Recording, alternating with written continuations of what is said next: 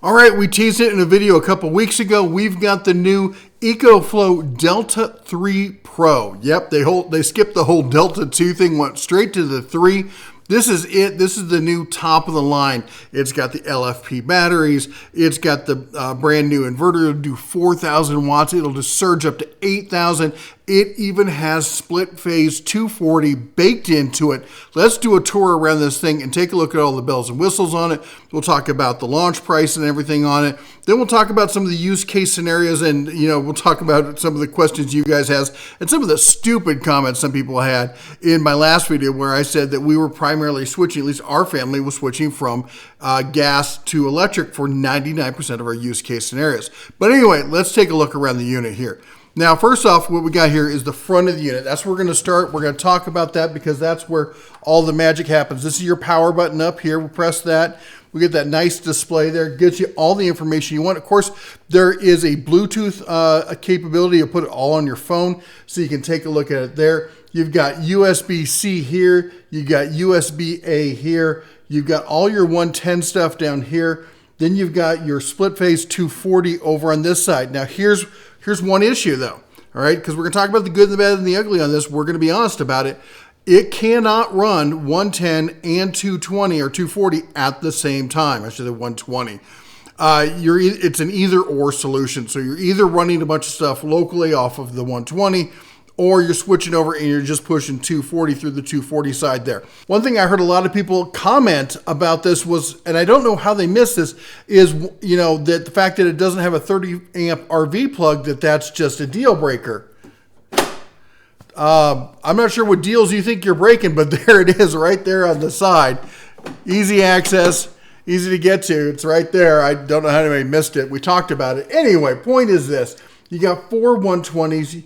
You've got the 3-prong and the 4-prong locking. Okay, nice, secure, easy setup here. And of course, it's super easy. You want to turn it on. We're going to test it here with my AC unit. I'm running it through a Duel, one of the mobile units over here. It's not like a super, energy efficient inverter unit. It's just your basic AC unit. It runs off of 120. It's 12,000 BTU. So let's fire that sucker up. We're gonna turn on our inverter there. We got electricity going. It's going over. It already registered over there. Now let's see here. Let's turn it on. See if you can see it in camera here.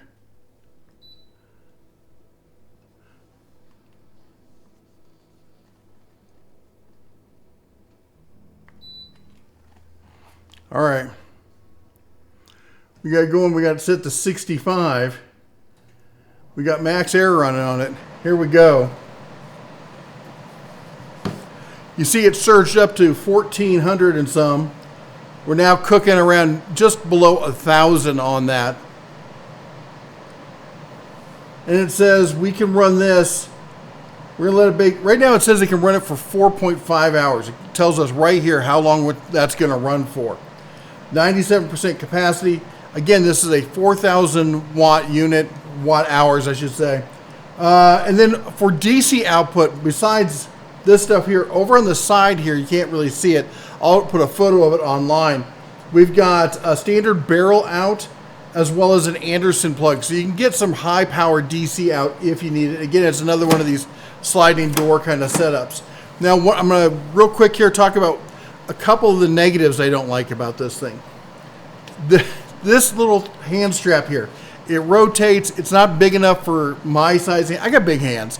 It's too small. It just gets in the way. I'm probably going to end up taking the thing off. There's no position I get in where it's comfortable.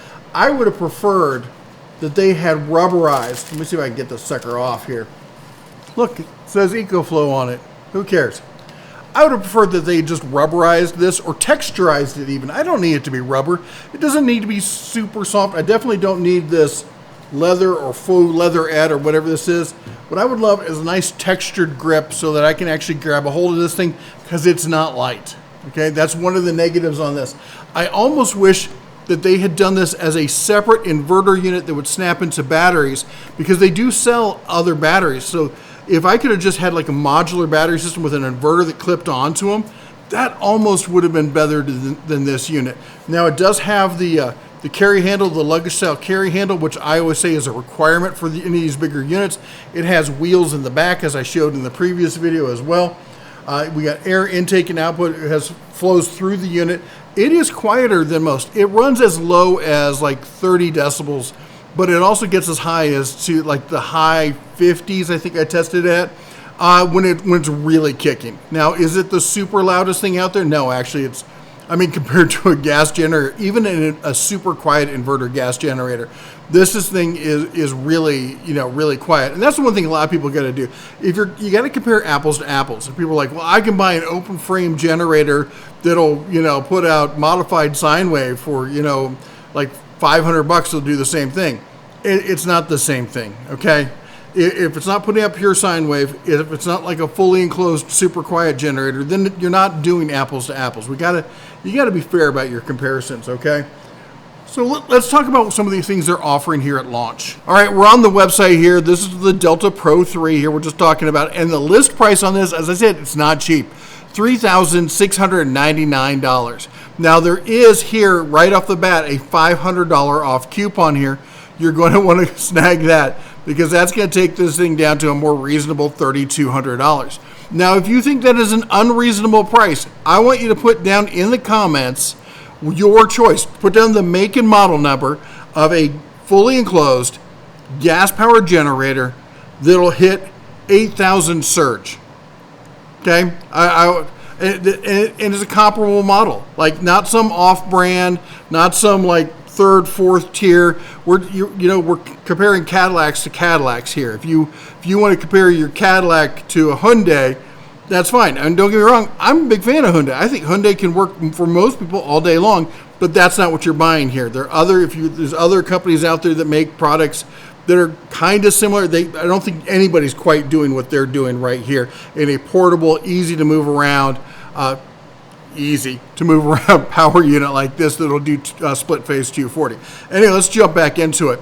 So anyway, that's the main offering. They have a few other bundles that go with it. They have the Delta 3 extra battery, so that's going to pop another battery on. Now the battery here, it looks like this sucker right here. And you can mount it on top. In fact, you can put two of them on there. Each one of those batteries is another 4K. So all three together, you're going to get 12K out of this. So 4, 4, and 4, all right? That's a ton of extra power. The other option is for the same price, for the same $3,699, you can get a free solar panel, 400-watt solar panel. One of these will pretty much, I don't know in which case that you'd actually get a full charge out of it, but you'd get close to a full charge. But you can hook up a lot more than that. We're going to talk about that in a minute.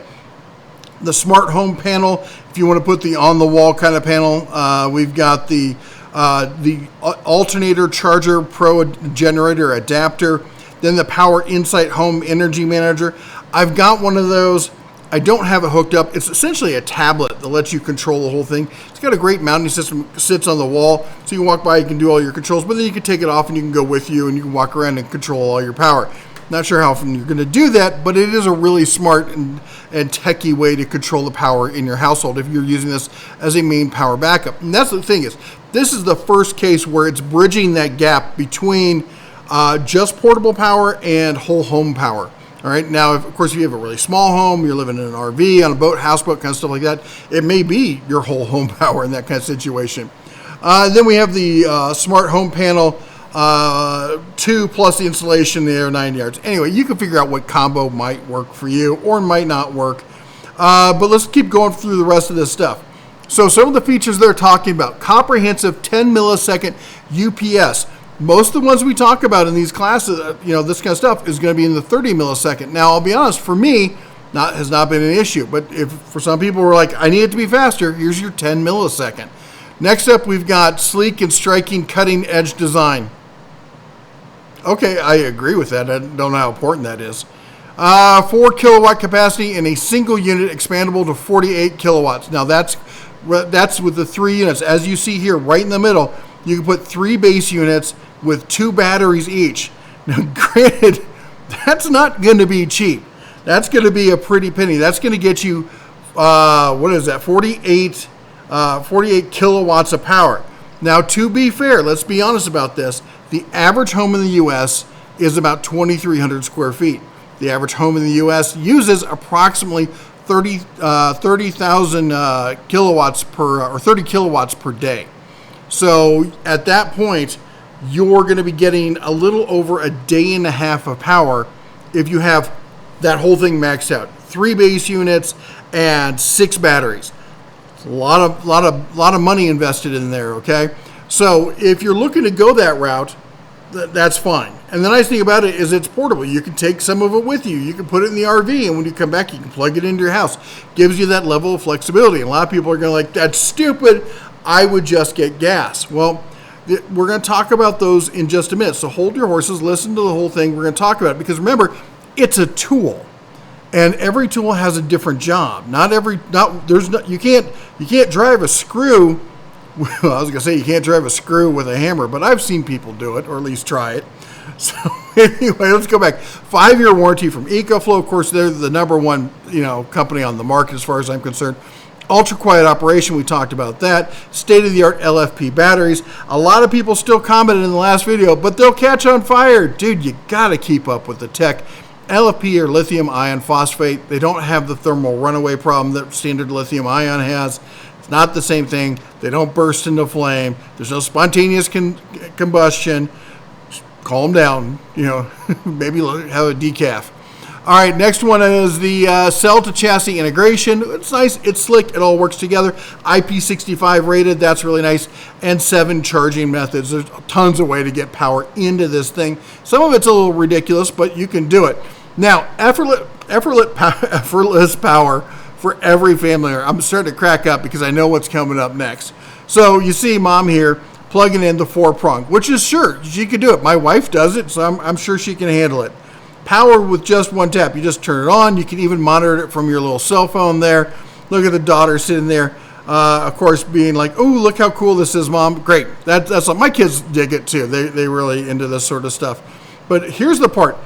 Let me go back. Effortless portability. Do you see her walking? That woman who weighs maybe $102, walking, carrying this thing, just dragging it along. This thing weighs, I think it's like 120 or so pounds. It is not light.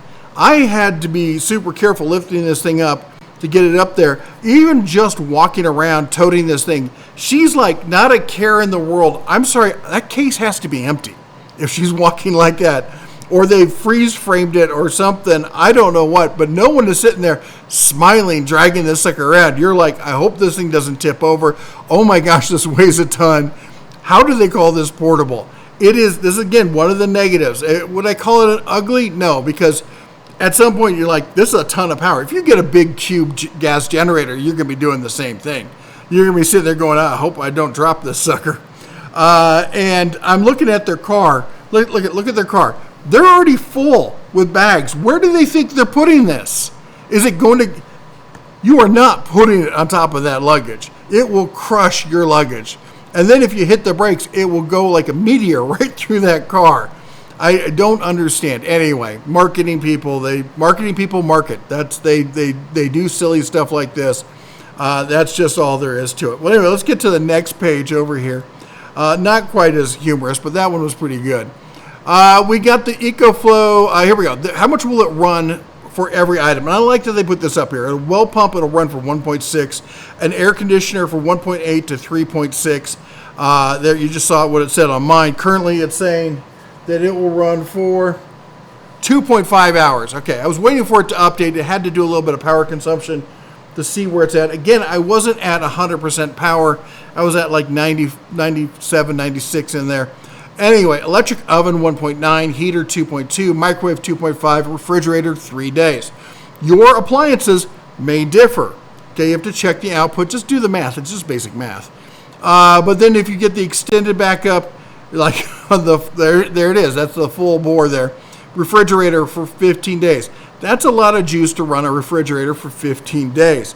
And then there's the hybrid power kit, which is you get one of their gas generators, and anytime it drops below, the main unit drops below 30%, the gas generator kicks in, and then you've got the gas power kind of stuff. But let's talk about this. The option we're not really discussing is the sun, solar. Of course, you could also use wind. There's a lot of different ways you can get electricity into this thing. A lot of people said in the last video, they're like, this is stupid. And I said, for short-term power outages, for brownouts, for short-term blackouts, and for extreme long-term blackouts, electricity seems to be the way to go. Because for the short-term stuff, it's super easy to use. It just kicks on, covers everything, and then it charges itself back up when the power comes up. For long-term, you've got solar, and you can be recharging every day with this thing, all right?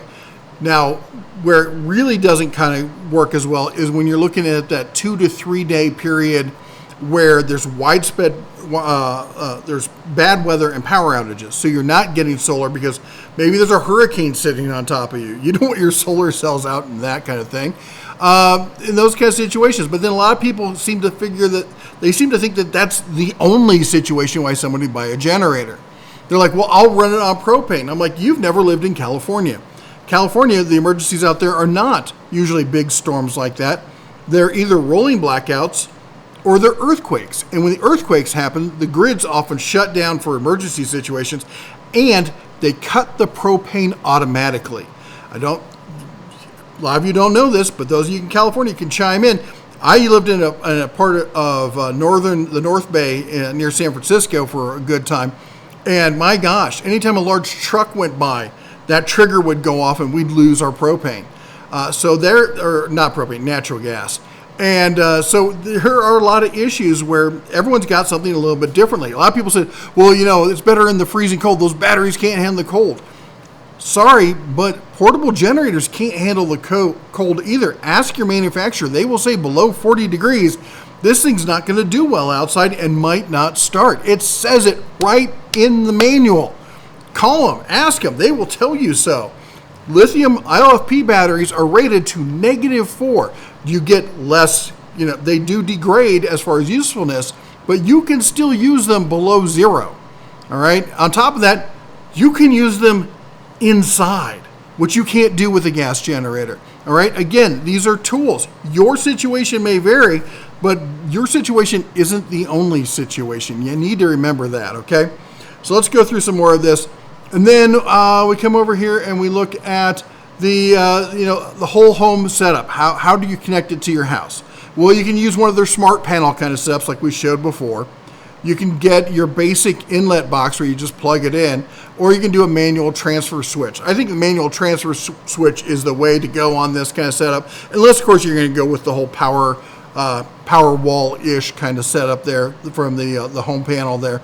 If you're going to go that route, go that. Otherwise, I would go with the manual transfer switch. Okay, and here's the way you can get power into the unit. You can do it through solar. Now, it has 2 solar inputs.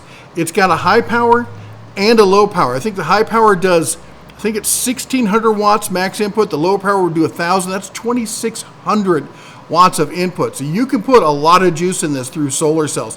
And EcoFlow has some of the best portable solar cells on the market. You have wall charging. You can go from the smart panel. You can do it with a gas generator. You can do it with an EV charger. If you're out and about and you're in the RV and stuff, this actually had a lot of people contact me that they do this kind of stuff all the time. They're traveling, they'll stop to get some lunch, and they'll plug it in to the EV charger. And that way, when they get to the campsite, it's completely charged. They don't have to worry about breaking out solar panels. If they're going to dry camp or something off grid for a couple days, they'll do that. But otherwise, they just do this.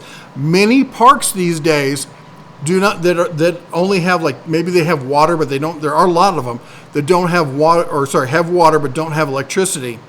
What they will do is they will tell you that you can run a generator during the day, but at a certain time at night, no bueno. You got to turn that sucker off. And it can still be kind of warm out. Now, you may want to run your AC, but most people can get by.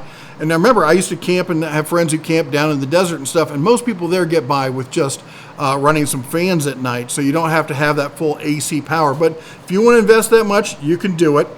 Then we've got the alternator charger, the cigarette lighter, and the fast multi-charging solution, which is basically a little bit of everything thrown in there. All right, and let's see here. They've got... there you can see the cell pack on the inside. Again, these are LFP. They're not as energy dense as lithium ion, but they're more stable, and you get Oh my gosh, so many. Like this, you could use this every single day. The rating on this is you should be able to deplete LFP batteries every single day, recharge them every single day. It should last 10 years. Now, most people aren't going to do that. You don't do that with your generator every day. But in this case, you could. Now, here's some scenarios where this might be the choice for you. All right. Let's say you're in construction and you're working on site in someone's home where you're completely renovating that section and there's no power there. Okay. You want to run a gas generator? They're not going to like that. They're not going to like the fumes it leaves behind. You can pull this sucker in, plug it in, and it's super quiet, and they're going to be really thankful for that. Let's say you're a small business owner, all right? Like me here, everything I have in my studio runs through an EcoFlow power station. We get, during the winter and even the spring and storms, we get power outages all the time. Trees leaning over, getting heavy, they hit lines and stuff, and a lot of times, usually that power outage, 30 seconds, okay? Most of the time, I don't even notice. I'll talk to my neighbors later, like, how many times do you lose power? I'm like, none. I didn't notice because I have everything running through these EcoFlow power stations because they just pick it back up and you just keep going. A lot of small businesses, I told a story, my family's vet, they were getting hit with terrible power outages on a day where they had all these surgeries planned. And we took this unit right here and it powered their whole surgery room for the entire day. And they ran all their like super sensitive test equipment off of it because it's pure sine wave. It can handle delicate electronics, and they got everything done. And now they're looking to buy one of these because they want to hook it up in there so they never have to have those issues again because they've had them before, but they can't run a gas generator there. That's not going to work for them, and they definitely can't put one inside. There's a ton of small businesses, whether you're an office or even retail or other kind of businesses where, hey, you don't want to lose power. Let's say laser. There's a guy downtown who does a lot of sign making. He's got a laser engraver. He's got vinyl cutters, all that kind of stuff. He just recently got a system like this because what happens? He gets a brownout, a short-term blackout, and it can ruin one of these, a 2 or 3 hour kind of, cut print job for him. That's a big issue. So for small businesses, what about people in apartments and condos? They can't have a gas generator. Not everyone's living on 40 acres out in the middle of nowhere, getting hit by hurricanes where they're not going to have, sunlight for 3 or 4 days.